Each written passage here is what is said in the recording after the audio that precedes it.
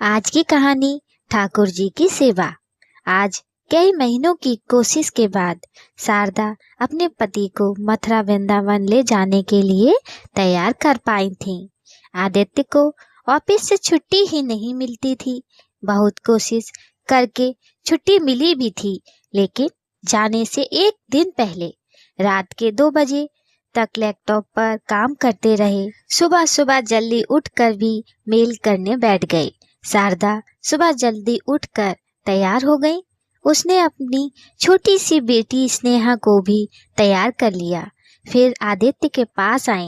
आप अभी तक काम में ही लगे हैं, कब तैयार होंगे, कब स्टेशन पहुंचेंगे, ट्रेन छूट जाएगी। आदित्य ने घड़ी देखी, 4:30 बजे थे। अरे अभी तो बहुत टाइम है, नई दिल्ली स्टेशन पहुंचने में आधा घंटा ही लगेगा। चिंता मत करो। पूरी रात में आदित्य केवल 2 घंटे ही सो पाया था।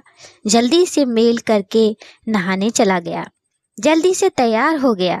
देखा तो घड़ी में 5:30 बज चुके थे। शारदा, मैं कैब बुक कर रहा हूँ, तुम दोनों जल्दी से नीचे आ जाओ। तीनों कैब से नई दिल्ली स्टेशन पहुंचे, लेकिन सुबह सुबह इतनी भीड़ थी कि कैब ने 2 किलोमीटर पहले ही उतार दिया। जाम लग रहा था। वहां से बैग लेकर स्टेशन पहुंचे तो देखा ट्रेन छूट गई।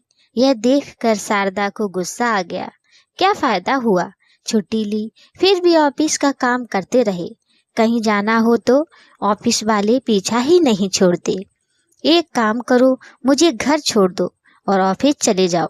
ओहो, गुस्सा मत हो, नेक काम के लिए जा रहे हैं। ये सब परेशानियां आती ही रहती हैं। एक काम करते हैं, बस से चलते हैं। तीनों कैब से बस अड्डे पहुंच जाते हैं। वहां मथुरा के लिए यूपी रोडवेज की एक बस में चढ़ जाते हैं। सीट तो मिल जाती है, लेकिन बस की कंडीशन इतनी खराब थी कि लग रहा था पता नहीं कैसे मथुरा पहुंचेगी। तीनों बस में बैठ गए। करीब 1 घंटे इंतजार करने के बाद बस भर गई और चल दी। बस की स्पीड से ऐसा लग रहा था जैसे शाम तक मथुरा पहुंचा देगी। कंडक्टर साहब, कब तक पहुंचेंगे मथुरा? 3.5 घंटे लगेंगे। तीनों बैठे बैठे परेशान हो रहे थे। थोड़ा सा काम छोड़ देते तो ट्रेन पकड़कर अब तक पहुंच जाते। डबल किराया भी लग गया और गर्मी में परेशान हो रहे हैं वो अलग से। अब बस भी करो, किसी तरह पहुंच जाएं। बस मंदिर में दर्शन करने जा रही हो, शांत मन से चलो। बस को चले अभी केवल 1 घंटा ही हुआ था कि मेन हाईवे से गाड़ी एक और मुड़ गई। देखा तो सामने एक ढाबा था। ढाबे पर बस रुकने से और लेट हो जाएंगे, लेकिन कर भी क्या सकते थे। तीनों नीचे उतरकर सामने पड़ी मेज कुर्सी को देखकर उस पर बैठ गए। तभी एक छोटी सी बच्ची पसीने में लथपथ उनके पास आई। साहब, लस्सी पी लीजिए, 10 रुपए गिलास। आदित्य ने ध्यान से बच्ची को देखा। उसने एक स्टैंड पकड़ा था, उसमें 4 गिलास लस्सी के थे। वह बच्ची फटे पुराने कपड़े पहनी थी, पसीना उसके चेहरे को भिगो रहा था। ठीक है बेटा, 3 गिलास मेज पर रख दो।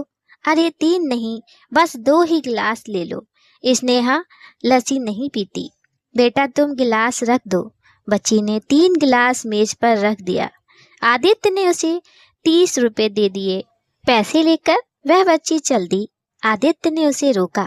रुको बेटी, यह 1 गिलास तुम्हारा है, बहुत गर्मी है, तुम लस्सी पी लो। नहीं साहब, मैं नहीं पी सकती। मैं ऐसा करती हूँ, आपके 10 रुपए वापस कर देती हूँ। नहीं, पैसों की जरूरत नहीं, तुम पी लो। तुम्हारे मालिक को तो पैसों से मतलब है ना। नहीं साहब, अगर उसने मुझे यहाँ खाली खड़े देख लिया तो बहुत मारेगा। जब भी बस आती है हमें भाग भाग कर लस्सी बेचनी पड़ती है। कुछ नहीं होगा, मैं उससे बात कर लूँगा। रहने दो ना, क्यों उसके पीछे पड़े हो? हमें इससे क्या मतलब। ध्यान से देखो, ये हमारी स्नेहा से 1 या 2 साल बड़ी होगी, लेकिन किस्मत कि इस उम्र में इतनी मेहनत कर रही है। बच्ची चुपचाप जल्दी जल्दी लस्सी पीने लगी। आधा गिलास पीकर उसने कहा, साहब मेरा छोटा भाई वहाँ पेड़ के नीचे बैठा है। आप कहें तो ये लस्सी मैं उसे पिला दूं। तुम ये लस्सी पी लो और ये चौथा गिलास उसे दे आना, मैं इसके भी पैसे दे दूंगा। बच्ची ने जल्दी से लस्सी खत्म की और एक गिलास दूर पेड़ के नीचे बैठे अपने छोटे भाई को दे आई। तभी ढाबे का मालिक बाहर आ गया। क्यों काम के टाइम पर इधर उधर घूम रही है? सारी लस्सी खराब हो रही है। तेरा बाप बेचेगा उसे, इसे मैंने रोका था। तरस खा छोटी बच्ची पर, इतनी गर्मी में काम कर रही है। साहब आप जाओ, ये हमारा रोज का काम है।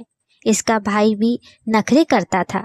मैंने हाथ पैर तोड़ दिए, अब बैठकर भीख मांगता है। आदित्य को बहुत गुस्सा आया, लेकिन वह पत्नी और बच्ची के कारण चुप रह गया। मालिक गुस्सा मत करो, मैं अभी लस्सी बेच देती हूँ। दोनों चले गए। आदित्य ने फोन पर किसी से बात की। कुछ ही देर में उस इलाके की पुलिस इंस्पेक्टर 4 पुलिस वालों के साथ वहां आ गए। बच्चों से काम करवाने के कारण ढाबे मालिक को गिरफ्तार कर लिया। साहब ये क्या किया आपने? हमारी रोजी रोटी ही छीन ली। अब तो लगता है हम भूखे मर जाएंगे। शारदा को कुछ समझ नहीं आ रहा था कि ये सब क्या हो रहा है। आदित्य ने बच्ची और उसके भाई को अपने साथ बस में चढ़ा लिया। 3 घंटे बाद बस मथुरा पहुंच गई। मथुरा पहुंचकर आदित्य ने पता किया, एक अनाथ आश्रम में बच्ची और उसके भाई को जगह मिल गई, जहां दोनों पढ़ भी सकेंगे और रहना खाना सब आश्रम की ओर से होगा। वहां जाते ही आश्रम की ओर से दोनों को नए कपड़े मिल गए। वहां से निकलते समय बच्ची ने आदित्य के पैर पकड़ लिए। साहब आपका बहुत शुक्रिया।